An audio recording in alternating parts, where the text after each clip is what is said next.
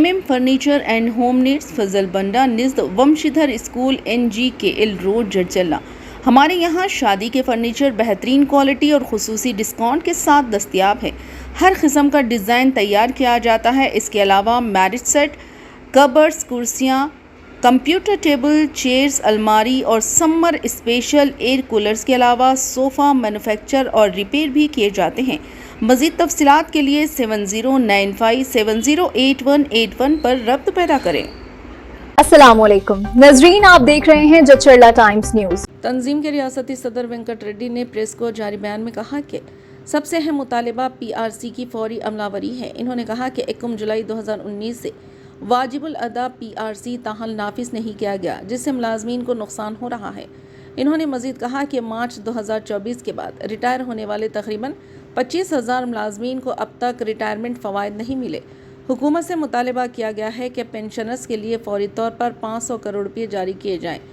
Health card के हवाले से भी हुकूमत पर तनकीद करते हुए कहा गया कि ऐलान के बावजूद अब तक GO जारी नहीं किया गया। मुतालिबा किया गया कि 1 मई से कबल इसे नाफिज करते हुए मुकम्मल तिब्बी सहूलियात फराहम की जाएँ। इसके अलावा CPS स्कीम को ख़त्म करके पुरानी पेंशन स्कीम बहाल करने का भी मुतालिबा किया गया। तंजीम ने वाज़ेह किया कि अगर जून 2 तक मुतालिबात पूरे ना किए गए तो 17 अप्रैल से एहतजाजी प्रोग्राम का आगाज़ किया जाएगा, जिसके तहत मुलाजमीन सिया बैच पहनकर अपने एहतजाज की धमकी दी है। आइए देखते हैं जड़चल्ला टाइम्स न्यूज़ की रिपोर्ट। चैनल को लाइक करें, शेयर करें और सब्सक्राइब करना ना भूलें। 4 డిమాండ్లపైన తీర్మానించడం జరిగింది। 4 డిమాండ్లే ప్రభుత్వం ముందు పెట్టడం జరిగింది। 4 అంటే ఫస్ట్ PRC 21/7/23 నుంచి PRC రావాల్సింది। మళ్ళీ 1/7/26 వస్తే 3 సంవత్సరాల కాలయాపన అయిపోయింది। మన 3 సంవత్సరాలు అయిపోయింది। PRC రిపోర్ట్ శివశంకర్ గారిని అపాయింట్ చేశారు గతంలో, గత ముఖ్యమంత్రి గారు।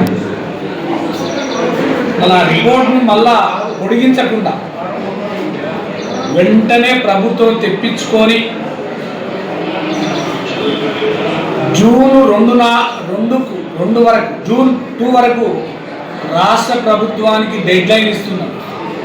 వితిన్ 1 వీక్లోన వారికి మంజూరు చేస్తూ ఇప్పుడున్నటువంటి ఈ ఫైనాన్స్కు సంబంధం లేకుండా దానికి కొంత నిధులు కేటాయిస్తూ, GPF కొంత నిధులు కేటాయిస్తూ వెంటనే మంజూరు చేసి నిర్ణయం రాష్ట్ర ప్రభుత్వం తీసుకోవాల్సినటువంటి అవసరం ఉన్నది। ఎందుకొరకంటే మా డబ్బు, ప్రభుత్వం ఇచ్చే డబ్బు కాదు, మేము జమ చేసుకున్న డబ్బు।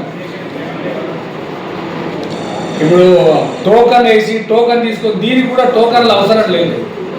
కుబేర్ ఏమంటారు, ఈ కుబేర్తో సంబంధం లేకుండా GPF లోన్ పార్ట్ ఫైనల్ మంజూరు చేసే బాధ్యత రాష్ట్ర ప్రభుత్వం తీసుకోవాలని కోరుకుంటున్నాం।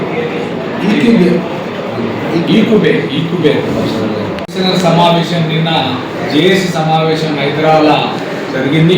ఇదంతా కూడా పేపర్లో చూసింటారు। దాంట్లో కీలక నిర్ణయాలు తీసుకోవడం జరిగింది। దాంట్లో నేను కూడా పాల్గొనడం జరిగింది పెన్షనర్ సంఘం నుంచి।